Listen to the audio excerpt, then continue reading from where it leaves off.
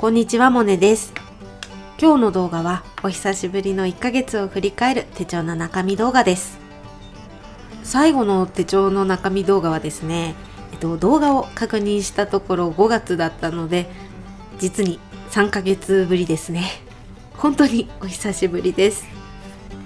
1ヶ月を振り返る手帳の中身のこのコーナーを好きって言ってくださる方が多かったので、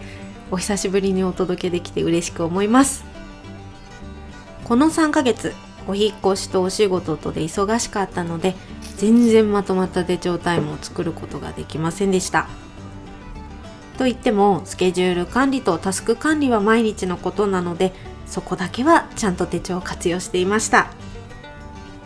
ということで今月は必要最低限と言いますか、手帳を開く時間が全然ない。けどこれだけは忙しくても外せないんだっていう時の私の手帳の中身を紹介していこうと思います。動画を見てて気になったポイントや質問はぜひコメントで聞いてみてください。動画の感想もいつも嬉しいです。それでは今日も楽しいおうち時間行ってみましょう。新しい机になって初めての手帳の動画ですね。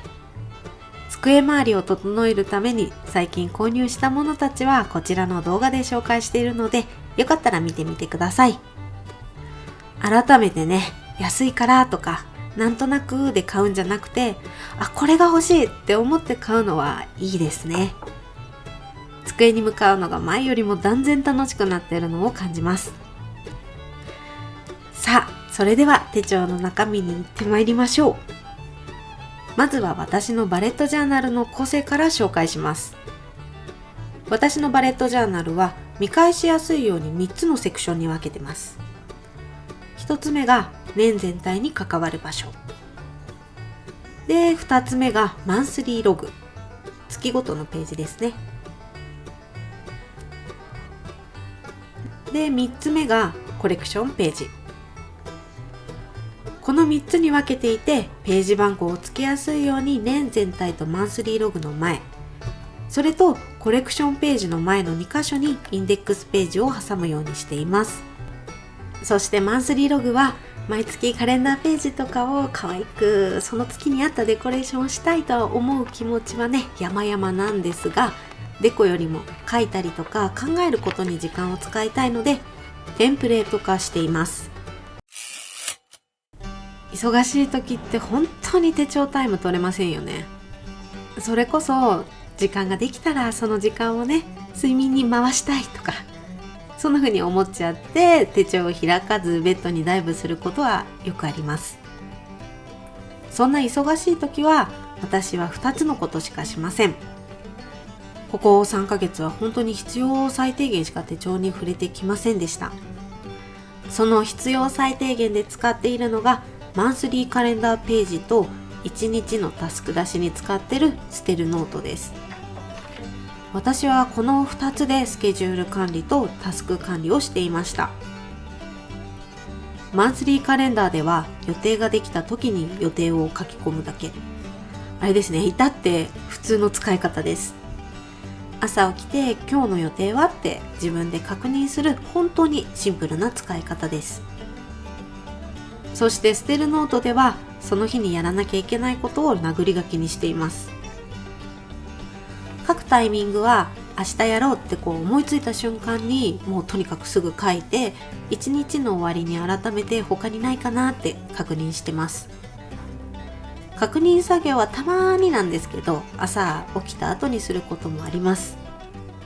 なんですけど寝るとね、いろんなこと忘れちゃうので、朝起きて何するんだっけって思い出そうとしても本当に全然思い出せません。なのでできるだけ前日の夜に書いてます。この捨てるノートは朝起きてさあやるぞって思った時にすぐスタートが切れるし、ブーストがかかる感じで本当にいいスタートダッシュが切れるんですよね。こんなこと言ったらね、なんですけど、私にとってカレンダーと何でも殴り書きができるものさえあれば、結構手帳としての役割は満たしてくれてます。この2ヶ月を通して自分にとって必要最低限のページはカレンダーと捨てるノートっていうことが分かりました。じゃあ他のコレクションページだったりとか1ヶ月ごとのゴールだったりとかガントチャートだったりとか1日行動記録表っていうものは自分にとっていらないものなのって言われると、そういうわけじゃなくて、なんて言ったらいいんでしょうね。生きていく中で結構余白って大事だと思うんですよ。ぼーっと雲の流れをね眺める時間とか、あえて電車を使わないで歩いてみる時間とか、ただひたすらベッドでねぐうたらする時間とか、すりごま買えばいいのにごまをわざわざすりつぶす時間とか、一見無駄に見える時間は時間ももちろんなんですけど、心に余裕がないとできないことばっかりで、そんなね余白たちにコレクションページは似てる気がするんですよね。なくても困らないけど、あったら気持ちが晴れたりとか、ちょっとワクワクしたりとか、心が満たされた気持ちになる、そんなページたちだなってこの3ヶ月気づかせてもらいました。その余白がないと、引っ越し Vlog の方でちょっと触れたんですけど、仕事はたとえ順調だとしても暮らしの部分をすごくないがしろにしちゃう、そんな時の自分に戻っちゃう気がするんです。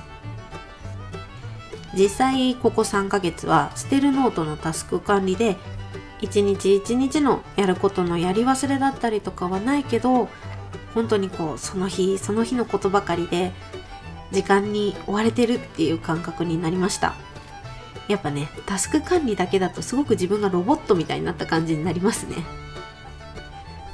どうしても時間に追われたくないって思って無理やり余白を作ってみたんですが、やっぱりね無理やりなので上手な時間の使い方なんてできなくて、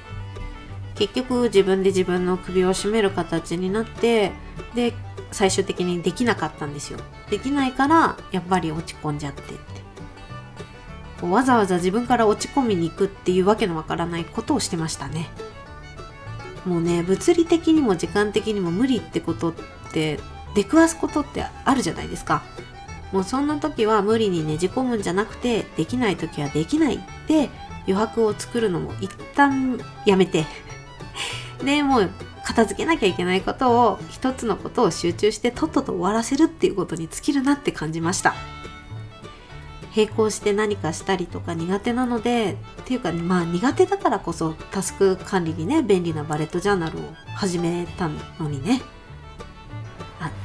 で並行して物事をするのが苦手なので割り切ることにしました。割り切ってからはこうやって記録をつけることができなかったスペースに、後からマステやペンで、この時期忙しかったのよ、私頑張ってたのよって自分を褒めてあげる意味合いも込めてスペースを埋めてみました。こんな感じにここ2ヶ月追加したページは特にありません。映画はアメリカンユートピアとクルエラーと金曜ロードショーで君の膵臓を食べたいと、あとブレーキダウンで、あとはエヴァンゲリオンのシリーズを見直したりとかしてました。そんな感じでねそこそこ見たんですが、フィルマークスっていう見た映画、鑑賞映画とかを残しておけるアプリにメモしてそのままにしてます。たっぷり手帳時間を取った時に映画レビューページにまとめていこうと思います。何もできてないって思ってたんですが、一つ改造したことがありました。それがこちらのしおり。以前こちらの動画で紹介したスヌーピーミュージアムに行った時に買ったしおりを手帳用に穴を開けて使ってたんですが、実はすごく使いにくかったんですよ。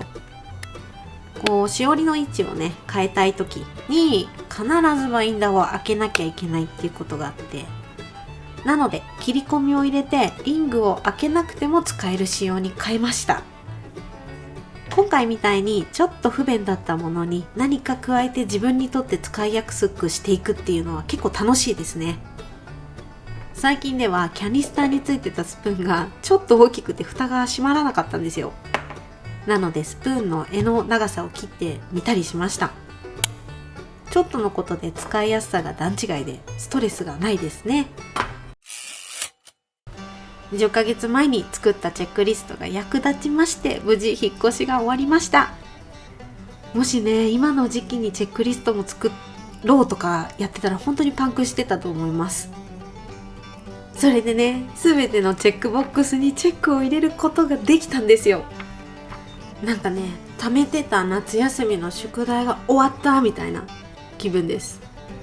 例えが下手すぎましたが、とにかくスッキリっていう感じなんです。せっかくね、引っ越しを一通り終わらせたので、改めてこれもやっておけばよかったとか、お引っ越しに必要なことを洗い出して見直しをしました。